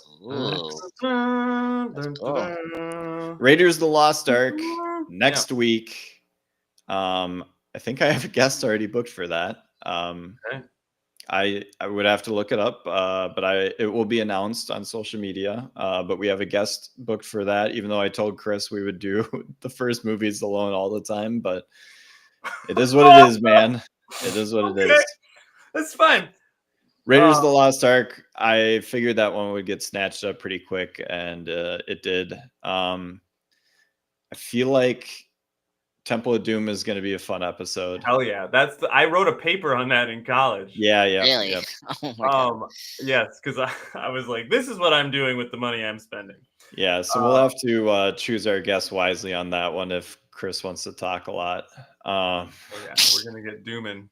But we will. I will also announce our start of 20. We're gonna do some. So Indiana Jones is gonna take us 5 weeks. Yeah. We're gonna have the end of the year. We're gonna do some fun stuff for our end of the year. We are planning to do a best of franchise addicts, where Chris and I are gonna pick our 5 favorite episodes, our personal favorite episodes of our show. And then we are going to count them down 5-1, rating our favorite show, and then pick clips from it and react to it on YouTube and stuff like that. So it's going to be a great entry point if you've not listened to the it'll be a great episode to watch if you want to listen to bits and pieces of our episode and then have us explain to you what we basically said. Why it's funny and why why it's funny. Yeah. Why we used to do bits at the top of every single episode. Yep. Oh hell yeah! Oh my god! Yeah. Oh man, it'll be fun. So we'll do that. Jeffrey Wright. I have another crazy plan that Andres, you'll definitely be involved with if I can plan it all out. Sure. But it's I think that could be pretty fun for our end of the year. But when 2026 rolls back towards us, that boulder, we are covering Mad Max. Oh, that's so cool.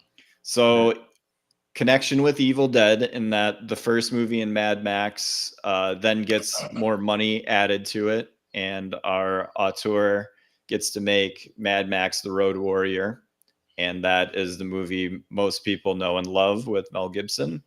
Yep. And that kicks off the Mad Max franchise, which then gets weird in Thunderdome, then gets modernized and just blows the covers off of every single critically celebrated and Oscar nominated Mad Max Fury Road. So yeah, George Miller becomes a household name and takes the Oscars by storm with Fury Road. And then we get the controversial Furiosa. Yeah. It's a great film. I seen last year. Yeah, last year, 2024. 24 later Memorial Day. Yeah, a great Mad Max film, but don't expect it as a Fury Road film. That is not what the film is. Like Fury Road is its own beast of itself. Like it's the greatest action film of all time, one of the best of 2015. Wow. I like nothing will really touch that film at all in terms of that spectacle and the Terminator craftsmanship. 2. No, I'll put this over Terry too. No Wow. offense. No offense, James I Cameron. can't let you do that, son. You gotta Yeah, give the man his coat and glasses. I got my shark. Is my the dog shark- barking at him, Chris? Yeah, I got my shark. That means he's a Terminator. Yeah. Well, no, I got That was not dead. my T100 bat impellent ray, and I go to disinfect that, Terminator. No offense, folks. I just T2 love. is the greatest action film ever made. I know, but there's just I just personally. Different strokes for different folks. I don't even know Yeah, if I yeah. believe that, Chris, but I do feel it sometimes. I I feel feel it it every time I watch it. I feel it. I know that much. When you can see what the HD has exposed, the clearly doubled on the Oh, motorcycle. that just They're adds not to it. Arnold and It John adds Connor. to it. Yeah, That's yeah. classic. Oh my god, it's great. It's great. Again, like I think both like defining movies, action movies of their time. 92 and 2015. It's definitely a desert island movie for me. Because I could just rewatch that movie over and over and over again. And Yeah. That's Well, a jam. and I just want to preface this. Like the reason I put this over Terminator 2 is because that's another fun memory I have with my dad. Yeah, there you go. That's awesome. You know, and also, that's a good. It's like me and Dunkirk. Yeah, exactly. I went to go see a World War II movie with my dad.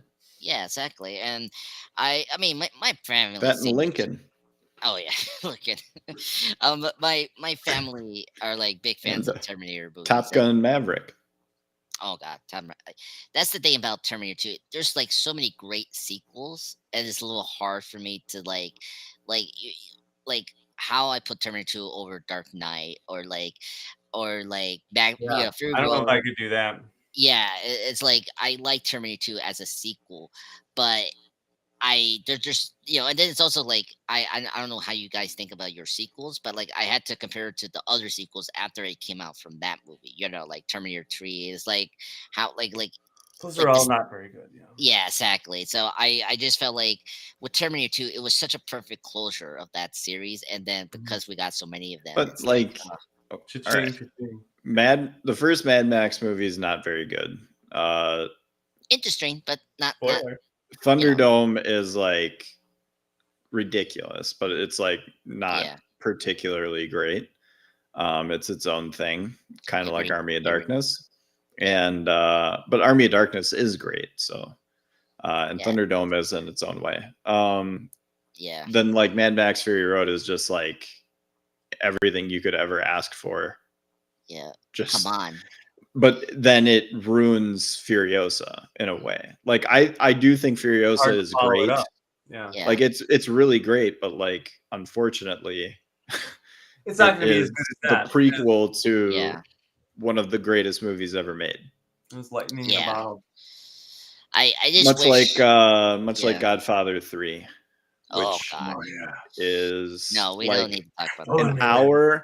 An hour of a really great movie, an extremely good movie, and an hour of that movie. Yeah, my favorite part of that movie is the massacre. The guy's like, "I need to get my lucky jacket." I'm like, "What the hell? You don't need your lucky jacket," and then he gets killed.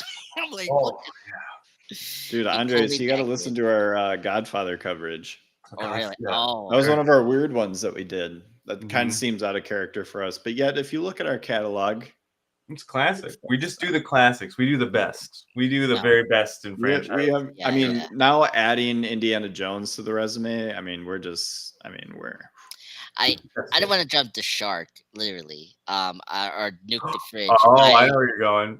I'm very excited. I hope I can get into the Indiana Jones, but that series is very funny in terms of like they had a perfect trilogy. And then we got these other two, which you guys are going to review. Money talks, baby. Yeah, I know. All about that money. It's got nothing to do with anything else. I saw the fourth one. It blows. It's just like, come on, you guys. You remember Indiana Jones? Yeah, Jones. Yeah. It's money. They're sad cash grabs, which I think, unfortunately, as we've covered a lot of franchises, those do happen often. Oh, yeah. I know. It's our bread and butter, baby. That's where the real work comes in. Yeah. But no, I mean, Indiana Jones, great classic franchise. I love the first three. I mean, for me, the third movie, The Last Crusade, is my personal favorite. This is what I've been hearing, guys. I've been talking. I've been sprinkling the word out on the streets, and I'm getting a lot of Last Crusade is my favorite. Oh, really? A buddy of mine that I talked to today about it. He wanted. I think that's everybody's like go-to movie hot take. But I can promise you, viewers out there, all you millions of viewers out there, that I will ride hard for the first movie, and it will be done. I do love the third. But the first is a perfect movie. Hot take: the third one is just doing the first one again. Yeah, because they're like, oh, hot take. The first one has Karen Allen, and but it's the same fucking idea. It's almost but it like has Karen Allen. What? The third one doesn't, though, right? No. Karen Allen comes back in the fourth. She comes in the fourth. They went back to Nazis. They went back to their bread and butter of what we love. They got Sean Connery. Yeah.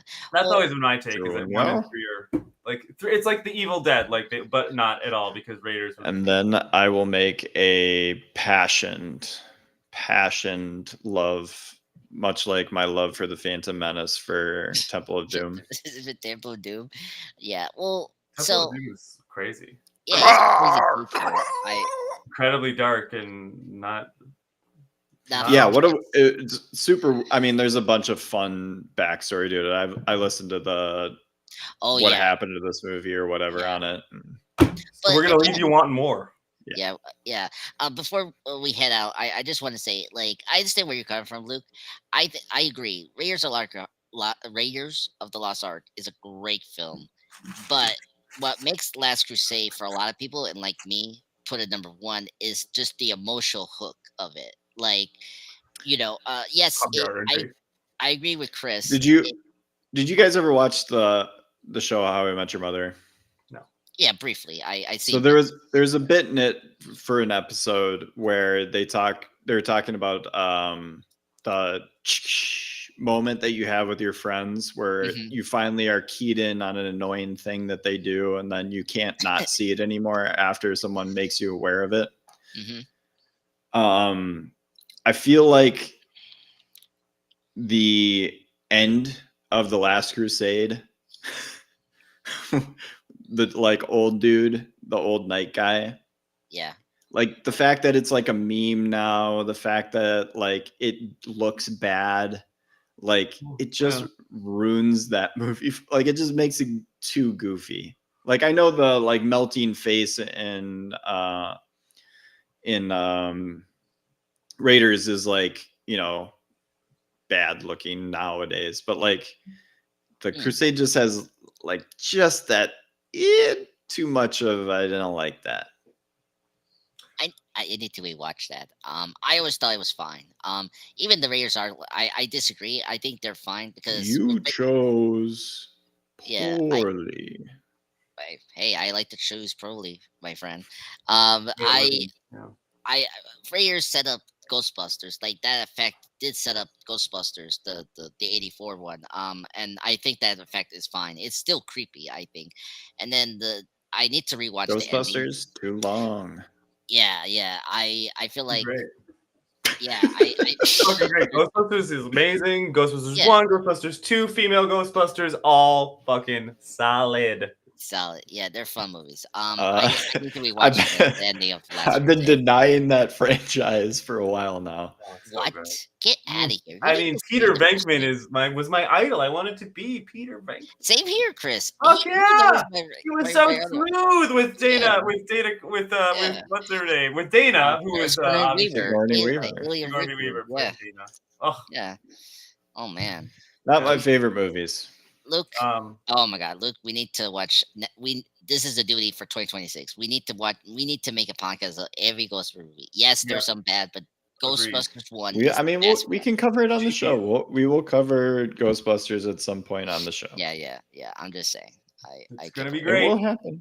It will happen. What would be a franchise that I would want to do in retribution for that? We would have to do. We'll do Ghostbusters, and then we'll do Lethal Weapon. Oh, that's God. fine. What's wrong with that? Yeah, I'm fine with that. I love the 4 movies. We've kind of, we've done our action runs, and they get old fast. We know that. No. Yeah, I mean, I don't know if it would be, but I wouldn't care. Lethal Weapon would be a little tough once we got to 3 and 4. Oh, there's 4. Shit. I think there's 4. Yeah, there's 4. Yeah. But for me, they're the best movies ever. I love it. Oh, they're amazing. Yeah, I love the Lethal Weapon movies. Yeah, but they do. I mean, having to watch them one every week. I mean, the Die Hard movies are great too, but watching 3 straight weeks of Die Hard, I was like, all right, I got it. Yeah, I got We're doing it, baby. Well, yeah. I think this has been great. Thank you, Andreas. No problem. Thank you. Anything you got to plug? Oh, yeah. So first, I just want to bottom of my heart, thank you for inviting me on the Evil Dead series. This was a blast with you, Luke, and Chris, and hopefully we can continue our collaboration as always in the near future. So let me plug first the MC Bleeding Edge content very quickly. It's be very quick. So Wednesday we are going to review It Welcome to Derry, the new show for HBO. So this week it's actually me going to moderate the first 2 episodes. So please check us on Wednesday, 9:30 p.m. Eastern time, if I remember the time. And then Friday we're back again to do a movie review. I think Jeff say it's Kill Bill Volume 1. Sorry, that's going to be our movie review of this week. And then I'm very happy next week I'm going to do 28 Days Later, but I need to save that. I'm sorry, I'm too excited for that. But over my channel, Andreas Pop Culture Channel Presents, I got a big ambition project. Luke and Chris knows about this. I'm doing Bond Mania. So for November, I got a lot of Bond content in plan. So the first live stream will be Thunderbolt. Hopefully that will pan out. But then the other 2 I have is Review to Kill and GoldenEye are going to be the next 2 live stream views. So the schedule is November 9th is the next live stream. 16th is View to Kill, and then the 30th of November is going to be GoldenEye. So please check out and support the channel. That's where I'm at right now on my channel. So thank you from bottom of my heart, Luke and Chris, for reminding me. This was awesome talk about these movies. Thanks, Andreas. Absolutely. All right, well, Chris? We'll be whipping back up next week with the indie, and you guys, you have a great week. Bye, Bobby. Peace out.